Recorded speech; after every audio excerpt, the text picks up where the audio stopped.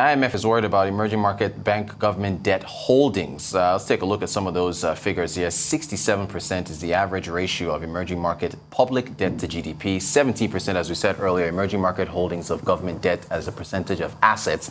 And essentially, emerging market governments are depending way too much on their banks for credit. Let's bring in Olumide Adeshina, who is a financial analyst with Quantum Economics. Olumide, good morning to you. Thank you so much for joining us. I wanted to get your take on those figures that we just had a moment ago. What do you make of the warnings that, essentially emerging market banks are holding way too much government debt on their balance sheets? Yeah, I think it just shows that emerging economies have more of a generating problem. Coming to the era of COVID-19, where we saw productivity dropping to record lows. Take a look at Africa's largest economy, Nigeria. All earnings between 2017 to 2021 was just partly at around $195 billion. That is just barely half of Apple's revenue of 376 in 2021. So it just tells you that a lot of African countries are generating revenue problems, and the security, IT security, especially in Sub-Sahara, where we see oil theft weakening Nigeria's oil earnings production. It really has affected so much on Nigeria's earnings. So I think for players, it's more addressing rather than, so it has become easier for them to raise more debts. And that's why we're seeing growing debts rather than increased production. So, I mean, what's the, as far as the risk that's concerned, how bad can it get? Is it crowding out of the private sector, risk of default? Or what kind of risk are we looking at? Yeah, it's pretty much unlikely we get to defaults right now, because if you look at debt to GDP, many African countries don't have what we see in many Western countries. But just like I already highlighted, it shows that we really have a revenue problem. And I think it means that until we get that done, distance will keep increasing. And also what really weighing on the report is that it shows that despite the fact Africans have the youngest population in the world, they've not been able to utilize that. So it's more of a fiscal problem rather than a monetary problem. And, the exposure that this brings to a lot of banks, because a lot of banks are custody to government debts, really means that it might weaken their margins in the long run and also cause systemic problems. So those are the angles we're looking at right now. So what then can be done? I mean, is it a matter of reducing those exposure to government debt? Because really, where else can the governments go as far as local borrowing?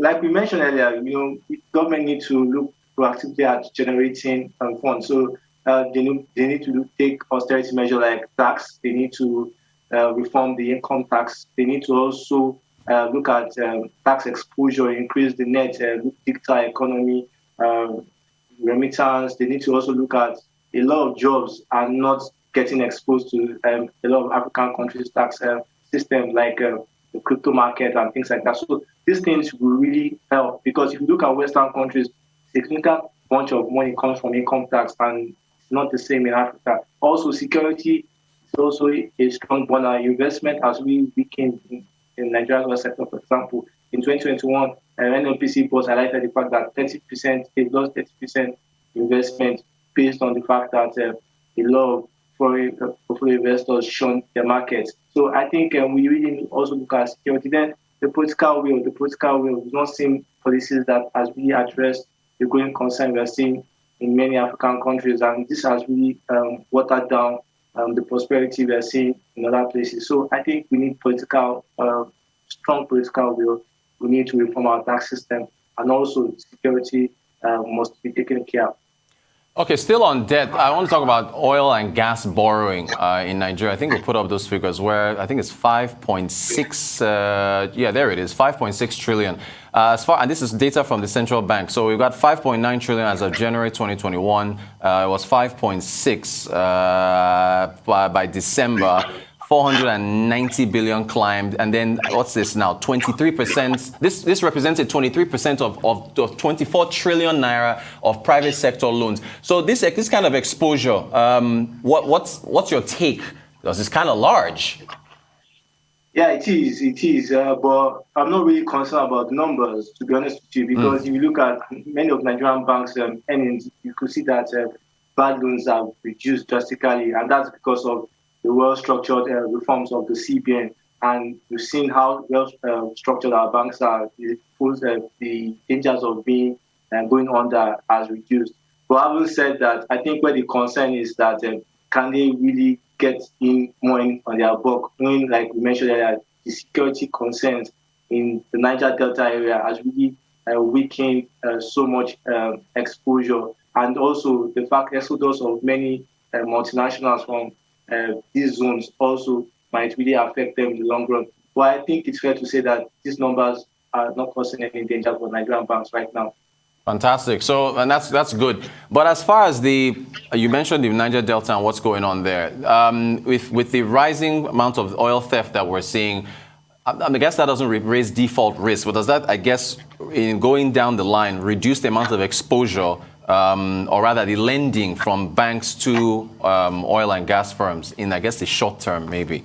Yeah, definitely. Take a case of one of the most important financial leaders in the Nigerian ecosystem, Tony Milu. He highlighted the oil theft incidents, and you see, the understanding is that he even mentioned the fact that it's not an investment problem or a geology problem; it was just a stealing problem. So until we address these issues, because it's so annoying when you look at the fact that just fishermen are also exposed to these thefts, and the fact that we lose about 150,000 barrels a day to crude oil thefts. If you Google that on a yearly per annum basis, that's about $4 billion. That really help the first subsidy Nigerian government is trying to borrow money from. So I think we need to look at that burner, and also we need to take a really deterrent moves to discourage this step, because I think for me, I think government has not done anything to address these issues. Rather than we need to empower our Navy, we need to set good examples to corporate from the top. And also we need to work with our foreign partners, because it shows that foreign actors also collide to steal this oil. And that's why Nigerian banks will not want to get too exposed, because they answer to shareholders, and all those systemic concerns will definitely hit in their margins. So that's why they're pretty cautious. But like you showed seen in the previous numbers, they still have exposure, and I think it will still remain, because oil plays a major role in the Nigerian economy. It does. It certainly does. Olumide Adeshina, financial analyst, quantum economics. Thank you so much for joining us. Appreciate your insights.